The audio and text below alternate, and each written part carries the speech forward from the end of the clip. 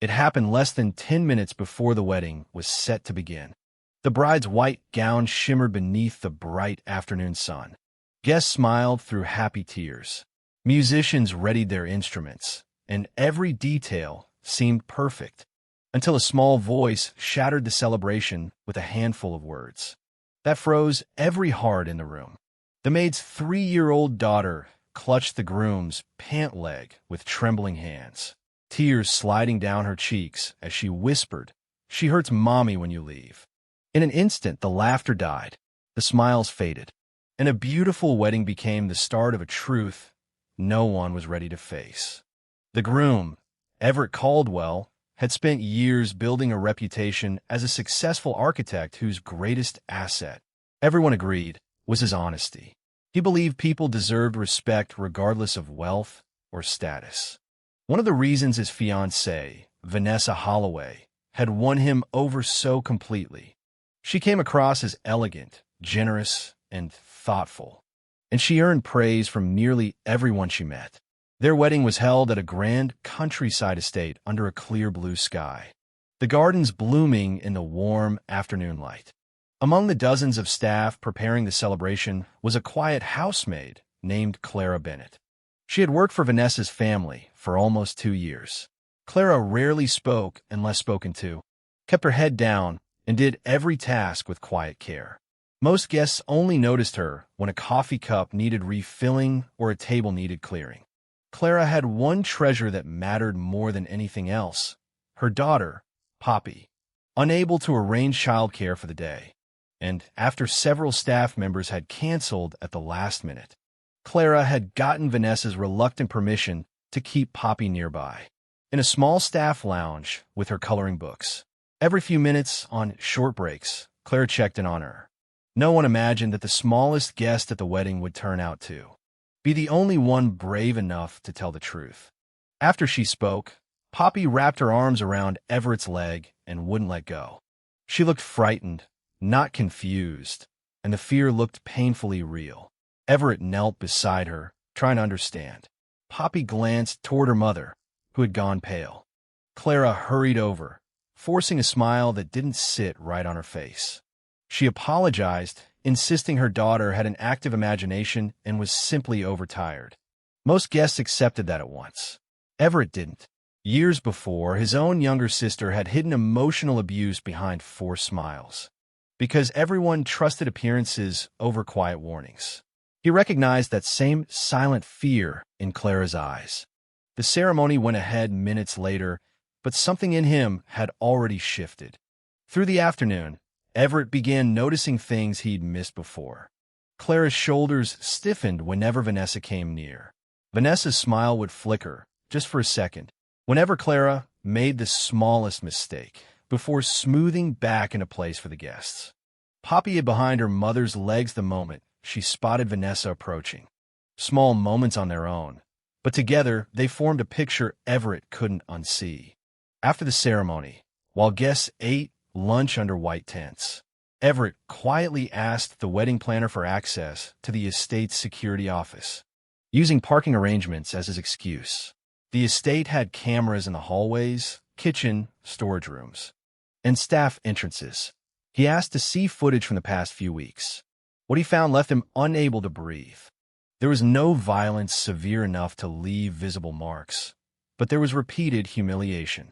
Vanessa cornering Clara where the cameras barely reached, piling heavy cleaning supplies into her arms, spilling drinks on purpose and blaming her for it, mocking her appearance, threatening to report her to immigration authorities, despite knowing full well Clara had been born in Vermont, telling other staff that Clara was lazy and dishonest, forcing her to work through lunch while everyone else rested.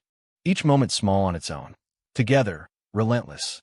The footage showed something worse, too. When she thought no one important was watching, Vanessa would pinch Clara hard enough to bring tears, but never hard enough to leave a bruise anyone would see under her sleeves. Poppy had watched all of it. She described it the only way a 3-year-old could. "She hurts mommy." Everett felt sick. He confronted Vanessa privately in one of the sunlit garden courtyards. At first she laughed it off. Then she called it discipline. Then she said staff needed to be managed firmly. Finally, she accused Clara of being oversensitive. She never apologized. She never denied what the cameras showed. Instead, she said he cared more about a maid than his own wife. In that single sentence, Everett realized he no longer recognized the woman he'd married hours earlier. He'd always believed a person's character shows most clearly when they think no one important is watching. The cameras had proven it. By late afternoon, the guests sensed something had gone wrong. Family members gathered in low conversation. Everett addressed everyone calmly. He wouldn't humiliate Vanessa publicly by listing every detail, but he said plainly that he couldn't pretend everything was fine, while someone had been suffering quietly right in front of them for months. Some relatives grew angry. Others said all newlyweds get stressed. A few urged him to let it go. Then, unexpectedly, others began to speak up. The elderly groundskeeper said he'd once seen Vanessa scream at Clara over a broken flower pot someone else had dropped. The pastry chef admitted he'd been quietly feeding Clara meals because she was so often denied breaks. A florist recalled Vanessa throwing out a fresh arrangement simply because Clara had styled it differently than instructed. Every account matched the others. This wasn't a misunderstanding. It was a pattern dressed up in elegance. Clara stood there, crying silently. She'd never meant to expose anyone. She'd only stayed because she needed the paycheck. Her husband had died in a highway accident 2 years earlier, and every dollar counted. She told herself the humiliation was just the cost of keeping a roof over Poppy's head. What hurt most wasn't the cruelty itself. It was the fear that her daughter thought this was normal. When Poppy spoke up to Everett, she had, without knowing it, protected her mother in the truest way a child could. Children often say the things adults are too afraid to. Everett asked Clara to sit with him under a large oak tree as the reception quietly wound down. For the first time since anyone there had known her, she spoke openly about nearly quitting more times than she could count, about crying in her car before most shifts, about Poppy asking why beautiful people could be so unkind, and never having an answer for her. Everett listened without interrupting, not out of pity, because she deserved to be heard. As the lights stretched long across the gardens, guests began approaching Clara one by one. A retired teacher hugged her. A nurse handed her a card for a counseling service.